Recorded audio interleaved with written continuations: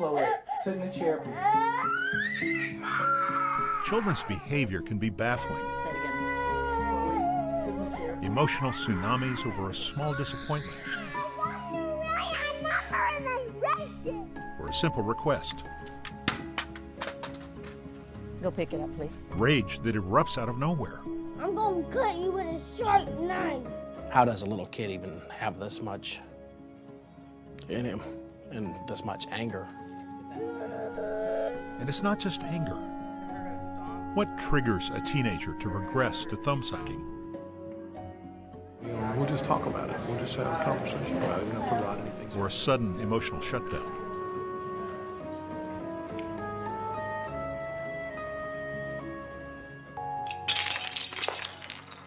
Consistent behavioral problems are telltale signs of fragile children. They may be carrying invisible wounds from early harm that robbed them of a sense of security and trust. Their brains are generally stuck in a state of anxiety. Added stress can provoke a hair trigger response. They act this way simply because they don't know how to act any other way. A child who is afraid is very often angry. A child who's sad may lash out. For adults, lots of times it doesn't make sense. We think, well, if they're sad, why don't they act sad? But that's not the way it is with children lots of times. In my many years of life, I've never seen the kind of loss and hardship that these kids have had. Most of our children have had ruptured dreams, ruptured relationships, ruptured hope, and for most of them, ruptured trust. Is there any chance I could trade you a hug? Parents and professionals from around the world have found solutions here at the Institute of Child Development at Texas Christian University. And I'm wondering if we can outline the paper. Developmental psychologists Dr. Karyn Purvis and Dr. David Cross offer a unique intervention for high-risk, vulnerable children. It's called Trust-Based Relational Intervention, or TBRI. Drs. Purvis and Cross have built the program on decades of research and personal experiences. Whether you're a parent, teacher, or a professional working with children in a classroom or group facility, TBRI gives caregivers the tools to meet the unique needs of children from hard places. What's going on with you? Can you tell me? From toddlers to teens, the program works for children of all ages, nurturing their bodies, brains, and beliefs. Adoptive and foster parents say it's worked for them. And this time we're going to do it with respect, okay? And caregivers in residential treatment centers, orphanages, and child welfare settings endorse it too. Would you let your buddy know? While this video introduces the concepts of TBRI, more in-depth training is offered through other videos in the Healing Families video series and conferences at the Institute. Let's sit up, let's sit up. Let's sit up. The first step? We don't have a timer yet, do we? Look at children with behavioral problems with fresh eyes and empathy.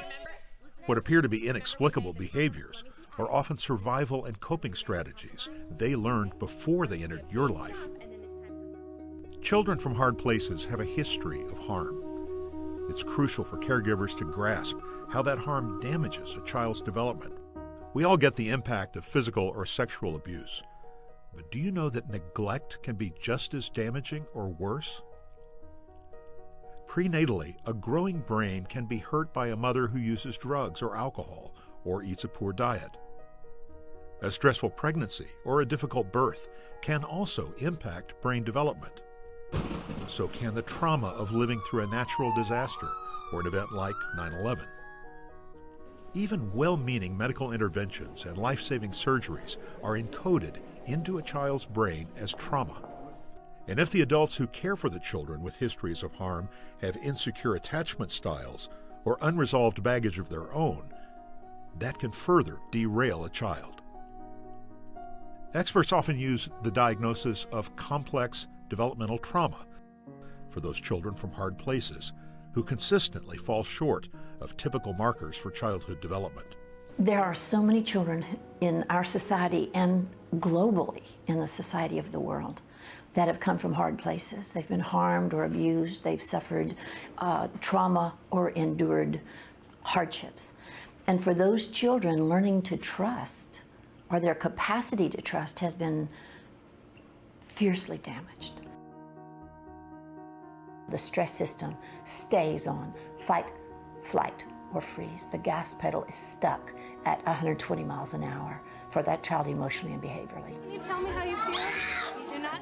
The smallest thing may cause them aggression and a meltdown. They may fight. I want to do it right now. But we can't because the pool's not open. The smallest change in plans may cause them to fall apart and run away emotionally or physically. When they're most frightened, they are most likely to do things that just seem bizarre. And it looks like they're just insane, but they're not insane. They're scared. They're afraid. And it's a deep, fundamental kind of fear. And this deep fear triggers a deep need for control.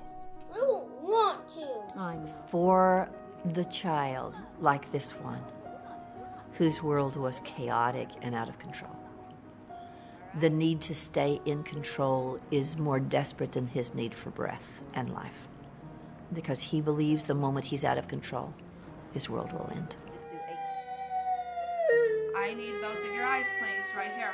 Children's manipulation and controlling strategies are, from the child's standpoint, survival strategies. That's how they made it in the world so far. And they don't know anything else. And they're not doing it because they want to make your life miserable, even though it does. They're doing it because they don't know anything else better to do. But I don't want to do this. My brain is going. Your brain's going crazy. Okay, you know what? My brain goes crazy. Complex developmental trauma says if a child has trauma, all bets are off on brain development. And that means that all systems are different. How this child feels, how they think, how they learn, how they process the senses, how they interact with peers. Every region of the brain that deals with the substance of life has been altered for these children. It is a harm that has global implications to the child's development. That's because trauma, in whatever form, alters the way the brain is wired, especially during the first 3 years of life. While genetics are responsible for the billions of neurons that drive our central nervous system, it's our experiences that define how those brain cells connect and create pathways that govern everything we do. Like a house under construction, the more primitive downstairs brain develops first. Fully formed by the time we're born, it tells our hearts to beat and lungs to breathe and keeps us alive. And its job is to constantly sort of scan the environment, to be paranoid a little bit, to be watching, is everything okay here? Am I okay? Am I safe? Is anyone out to get me? Can I relax? And that part of the brain is always appraising what's going on around us. For some kids, Psychotherapist Dr. Tina Payne Bryson is co-author of the best-selling book, The Whole Brain Child. So for a child who's had repeated exposure to fearful experiences, whether those be sort of a trauma like a car accident, or whether it's developmental or relational trauma, where the caregiver was frightening, or they were left for long periods of time to manage their own fear states.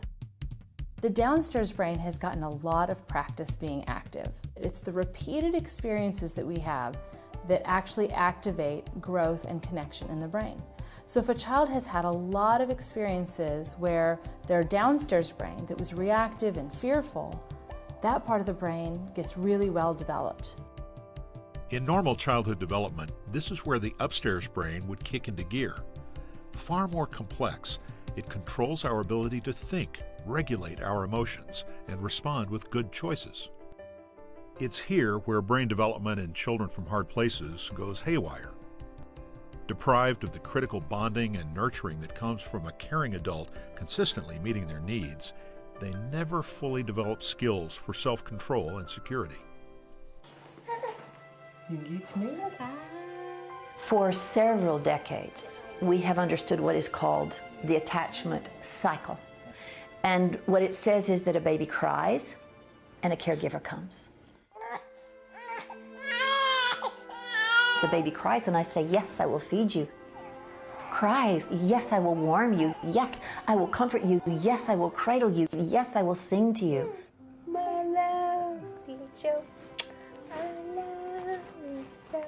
And so this child learns not only that they're precious, that they have a voice, that they cry, somebody shows up, but this child learns that it matters if they have needs. It happens, if you think about it, hundreds of thousands of times in the earliest years of life. And the child learns that their needs are going to be met, so they learn trust, which is the lesson of the first year of life. I can trust. It's the bond that tells that child they're safe, that their needs matter, that they are precious. It's also the crucial bond that teaches a child how to regulate or soothe his or her own emotions. By you tuning into your child's distress, you can figure out what it is that's distressing her, a diaper that's wet, hunger, she's cold, and do something in life to actually calm her down. Her brain actually learns from experience, wow, I was distressed, that really felt bad.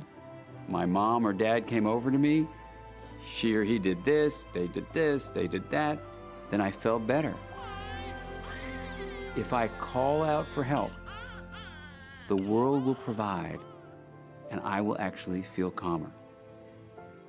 Neuropsychiatrist Dr. Dan Siegel is a world-renowned expert in the field of parenting and child behavior and co-author of The Whole Brain Child.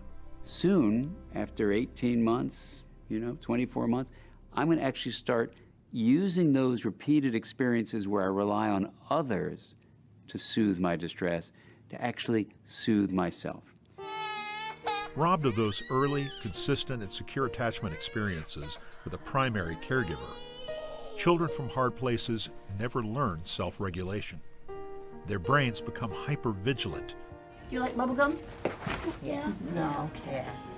Reorganizing around survival at the expense of building healthy connections in the upstairs brain.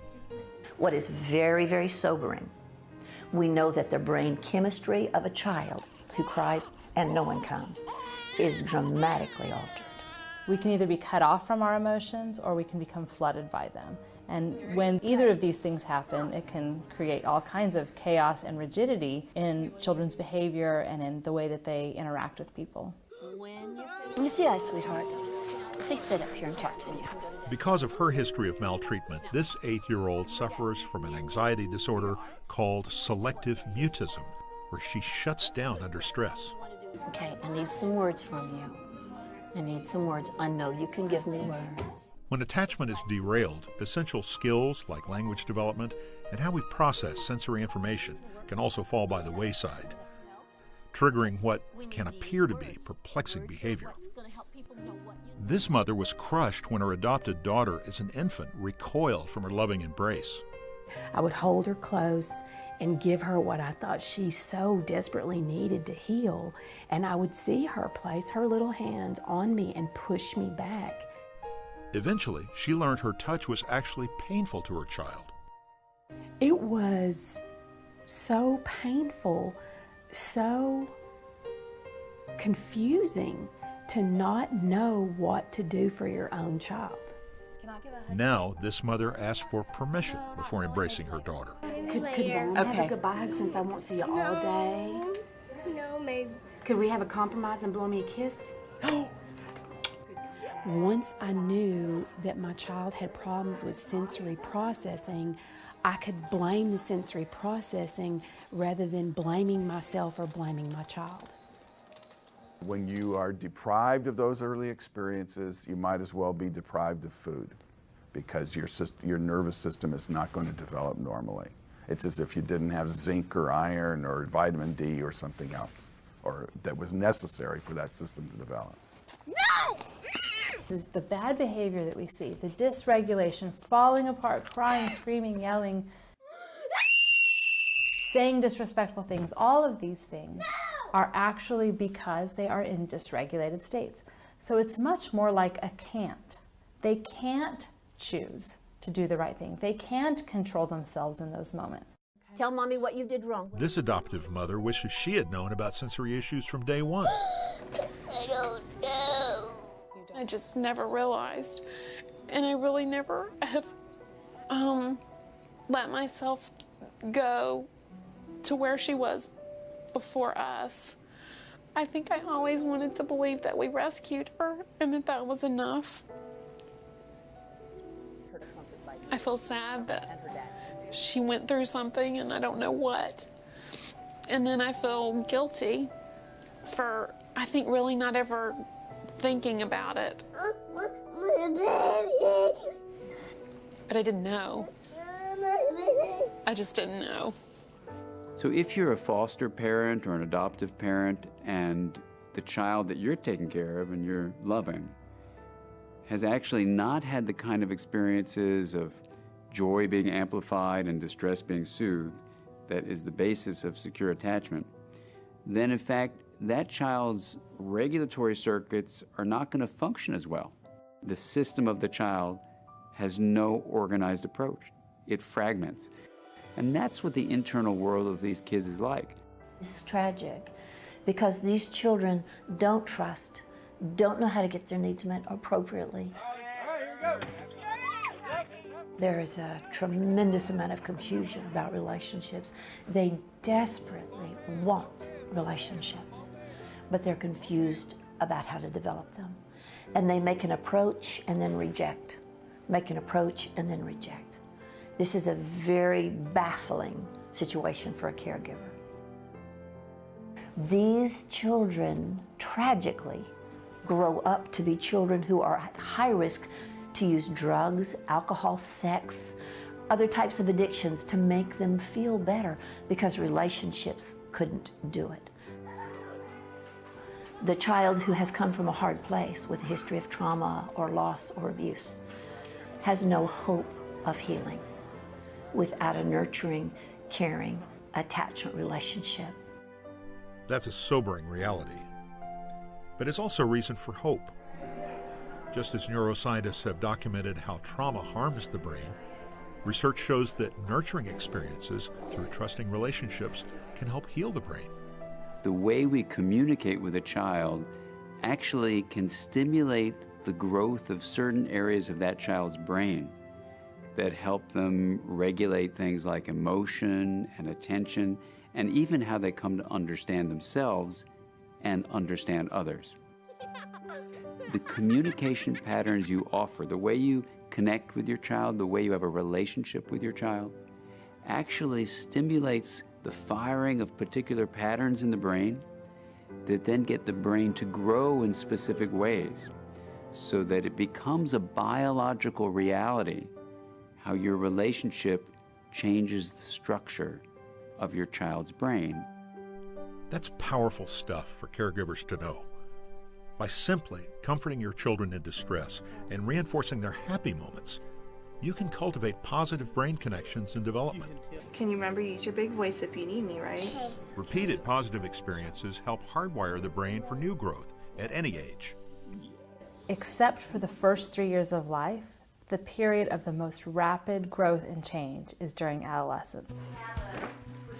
And so if the wiring patterns have been set up in suboptimal ways, adolescence is actually a wonderful, exciting time where the brain goes through major reconstruction.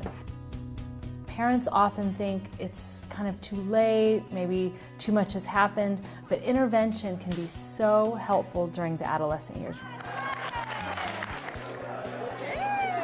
So the message of hope for our families is that attachment is plastic. There is great hope that we can help our children heal. There's a huge amount of science behind the importance of a relationship a parent or any other caregiver has with a child. And here's the thing to remember. The child's growing brain is going to be living in the garden of a relationship that is watering it and feeding it, so that the way that garden grows is all about relationships. That's what the brain thrives on. You know, relationships are brain food. And you link up just like this, it's gonna become a big change. Building and growing trusting relationships is what TBRI is all about. So what can we do? What can we do? Can we communicate? TBRI uses play to build connections and change behavior. It works better if we all run the same way, right? Left, left, left. It empowers children by meeting their physical and nutritional needs. When we are sticking together and working as a unit, we cannot be stopped. Stick together and we're strong. And most importantly, its connecting principles are all about meeting emotional needs. Are we going to stick together? And creating an environment where a child can learn to feel safe, loved, and attached. TBRI, trust-based relational intervention, has at its core building a tuned, trusting relationship with our child. It has 3 sets of principles, and they deal with and look at the child as a whole. Can you open this for me, please? We empower the bodies of the children. The kids won't know what a sweetheart you have. We connect to the little spirits of the children. And then we have a great set of principles that are called correcting principles. Can you ask, not tell, Mama? Say, could I please have my fireball back? And in these principles, we help parents learn how to redirect their child's behavior while still being deeply connected, while still being deeply empowering. Our kids have experienced what I would call relationship-based traumas. They've been abandoned, they've been neglected, they've been abused, they've been institutionalized. Problems that are formed in the context of relationships can only be healed in the context of relationships. I love you. I know it. The relationship is the focus. The relationship is the context. Without the relationship, we can make no progress whatsoever. So that has to be the focus, the central focus of what we do. And relationships are based on trust. And trust is earned through something we call felt safety. It is impossible for a child to grow and become healthy unless they feel safe. We'll see you, little buddy. So felt safety is the cornerstone of everything we need to do with these kids. Felt safety means the child feels safe. It's different from you knowing they're safe. Can I give you a hug? It's not a cognitive thing, it's the way we feel. It's an emotional thing. So safety at this primitive level is not something you know so much as you feel. It's in your very being. Okay, look, use your words then and tell me what you want to do. Let me see eyes. In our children, this need to feel safe has really never been met. And it's a driving force in everything that they do. Will you come get me? I'm the boss of camp, okay? Oh, do we get worn out? The really tricky part for most of our parents are they'll say, well, he's 10 years old, he shouldn't still have this problem. Well, remember that the brain development that he needed to be a healthy 10-year-old was the first 3 years of life. If there was any failure in the first 3 years of life, you start with him with this need. Now, Tell me about your night. How did your night go? Long. Research shows children from hard places can be developmentally less than half their chronological age. A child who's 8 may act more like a 3 or 4-year-old. A 15-year-old may act more like an 8-year-old. Dude, that's great, Jay. Right. Once children feel confident and trusting, they can replace old survival strategies with appropriate behavior. We're going to work on good words, bad words. You can say, I feel angry about that, I feel sad about that, I wished I didn't have to do that. Those are all honest, right? Like whenever you ask or command people to do something for you, do this for me, and in a good word, can you do this for me? Excellent, excellent, excellent. TBRI has helped children of all ages, even teenagers, learn new skills, such as coping with profound loss. So today we're going to talk about ways to let things go when we need them to let go. In this exercise, they're asked to write words expressing their loss and then attach those feelings to balloons and release them. Mine is about encouragement because I didn't have anything. So. What about you, Ann? I'm releasing a letter to my mom that should have been years ago. When she passed away, I told myself I'd always write her a letter. Finally had the chance to do it. I believe that for those who work with adolescents, there's a huge challenge to look at their size and their age and realize there still is a tremendous amount of little bitty child that needs nurture.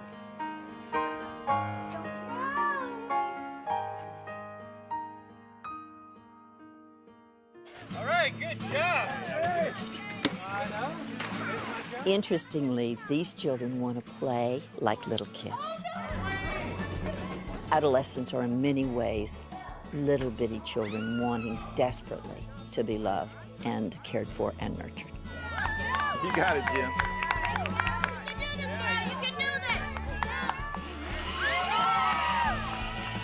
We create for them this uniquely healing environment, but make no mistake about it. We are no nonsense on behavior. Correcting principles, I like to think of them as shaping principles. We're trying to shape children's behavior. Let me see eyes. So when your buddy asks you, please stop, what can you do now? Stop. Good thinking. All right, let's go swim. I want you to write one thing that you've learned at camp. Instead of punishment, the TBRI correcting principles use play and short scripts to help redirect the child's behavior and stop violent outbursts before they begin. They're just simply short phrases that have great meaning. Good eyes. Good asking. Thank you. It's a vocabulary that honors relationships. Oh, gentle and kind, Abby. Let's try it again. That's very direct, very simple, and very straightforward. Thank you. That was nice. It's not okay. I'm watching the movie. Let's try it again with respect. We are zero tolerance disrespect, period. If a child talks to me mouthy, I will say, try it again, buddy. Traditional discipline simply doesn't work with our kids. You give that back to her right now. Neither does shaming or belittling a child, as these actors demonstrate. I am sick and tired of you acting like a little brat. Can't you just do anything right? Now you get up and go to your room. Punishment is the least effective way to change behavior that there is. And in fact, it's very often counterproductive. It actually makes things worse because it reactivates all those old demons, all those old traumas. And you stay in your room until I tell you can come out. Correcting only really works effectively when we're connected or when we honor the connection. Instead of sending the child away, TBRI teaches you to correct behavior while keeping the child close and connected. Honey, people are not for hurting. Go pick it up, please. Go pick it up. I don't have to because it's mine. We clearly have to deal with behavior, but an absolute, undeniable principle for us while we're correcting is the fact that our child's preciousness is never up for grabs. Our child's behavior is not who he is. Our child's behavior is about survival skills from a history we could not be there to protect him from. Their behavior is not who they are. You know what, Dustin? We're going to have a lot of fun doing program, but we also want to work on not using aggression, because if you keep using aggression, it's going to make trouble for you, right? Because the kids won't know what a sweetheart you have. And when we show non-verbally no threat, what happens is that fight reactive downstairs part of the brain can calm down. And then we can engage the upstairs brain. You just had a little problem. I had a little problem earlier. Did you know I had a little problem? I got to camp this morning, and did you know I was having a kind of a tantrum? And what's remarkable is when we do that, when we acknowledge the feeling and connect with the child on the feeling, I've felt afraid about things too. Something along those lines. It actually grows the connective fibers between the upstairs brain and the downstairs brain so that that child can be better behaved and better handle their emotions in the long run. Can I do less by myself? Just as TBRI asks children to give up their old control strategies, Is that good? you may need to give up some of your old ways of dealing with conflict. And if you're trying to help a child who has been damaged by harm or trauma, it's crucial for you to have dealt with any painful history of your own. Unresolved emotional issues can block you from leading the child to a healthier place. It's, of course, important how you create discipline and structure and give your child an environment and a set of experiences. Of course, of course, of course. But the thing that really shapes those behaviors is how you've made sense of your life, and in a sense, the way you are, not so much what you do. If we can become aware of our own history, we can become the master of that history, and we will be more effective in parenting our children, particularly children who come from hard places. This insight was a huge aha moment for these parents. We're going to leave about 5:30, 5:30. Triggered them to radically change how they parented their kids. I'm sorry. Put your head down. As you look at attachment, you begin to find out that the way I interact with my children in the moment by moment, day by day, can actually begin to change their brain development. That was kind of the cure, if you will, to the harm and the trauma that really every adopted and foster child is experiencing. There is no adoption and foster care without loss. There is no adoption and foster care without something having gone wrong in the past. What big dog would you have, Miles? I want to have a husky. Michael and his wife Amy are the parents of 4 adopted children. As he began to explore his past, Michael was surprised to learn how his behavior and his attachment style contributed to the problems with one of his sons. One of my boys, because I've got one who's prone to some real volatile eruptions of emotion, his feelings oftentimes were driving my feelings. So here's a child who has a difficult time regulating his emotions, especially when things don't go his way. And so he would blow up. And because I wasn't aware of what was going on with me, I would blow up. So rather than being one to help him calm down and bring everything under control, I'm actually adding fuel to the fire. So, good day at school? What happened? Michael came to realize that he had never felt fully comfortable on an emotional level. So the way he reacted to his son's stress and emotional outburst was just the opposite of what his child needed. And you looked at me and you were crying, really upset with me, and you said, Dad, you're supposed to be the big person here. Oh. And so when he's upset, he needs to see in me, hey, I understand you're upset. This is really not good, and we can work this out. But he doesn't need me to be upset with him. Oh, man. And if you can't tolerate that feeling, let's say, of sadness or loneliness or despair or betrayal or anger in yourself, then what happens is your child brings this distress state to you. You start feeling it, but you haven't learned to tolerate it. You freak out, so then you back off from that. They see you're backing up. They see you can't tolerate it. It expands it in them. You pull back even more, and suddenly that relationship is not working so well for anybody. Everyone is suffering. Tell her how close you came. And it was like the light bulb went off. It's not just about my child does this, what do I do? But it's about I bring this, what am I doing? So that I can help my child deal with those behaviors or deal with those challenges or deal with those issues. Dan Siegel and other attachment experts say this process of making sense of your past and becoming aware of your attachment style is the single most important thing you can do to improve your relationship with your child. What research shows is that if you make sense of your life, your child will do well. But the research also shows that if you've had really difficult times in the past and haven't taken the time to make sense of what's happened to you that's shaped your development, that's going to actually compromise your child's development. And it really is a dance. It takes 2 partners, and it takes partners who read each other's cues. It's not the job of the child to read your cues. It's the parent's job to read the child's cues and not step on their toes.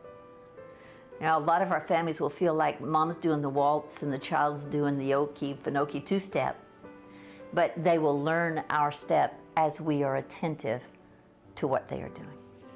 It may be something as simple as taking the time to listen. It may be being more playful or taking the time to play. Whatever it is that works, try to find that one thing that can be the first step and that will unlock the box that will lead to greater connection and greater joy in your parenting. See you in the morning.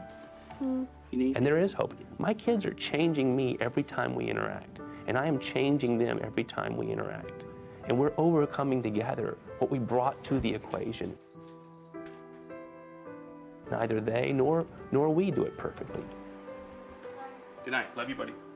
But as we continue to dance that dance, we begin to change each other, and that's the hope of this. As we create a new attachment dance, we create a new story, and it's a shared story that belongs to us together. That something of the essence of attachment is that I know you and I am known by you.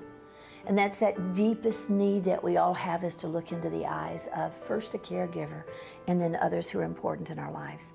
And those eyes say to us, you are precious, you're safe, you're valuable, you're loved. Is that a beautiful child? Look at his face. Is that a great kid? Yeah. Oh, you like that girl? I kissed myself. Did you kiss yourself? If you bring that openness to what is, to your relationship with your child, research shows that your child, adoptive, foster, or by birth, will do better. So this is a win-win situation. Look how precious is that girl. This is a beautiful child. Me. It's Chloe. All children need to know that they're precious and that they're unique and that they're special. I was very proud of you. Ooh, nice work. But a child who's come from a hard place Your feet never touch the ground, buddy, from here to there. needs to know it more desperately. So proud of you.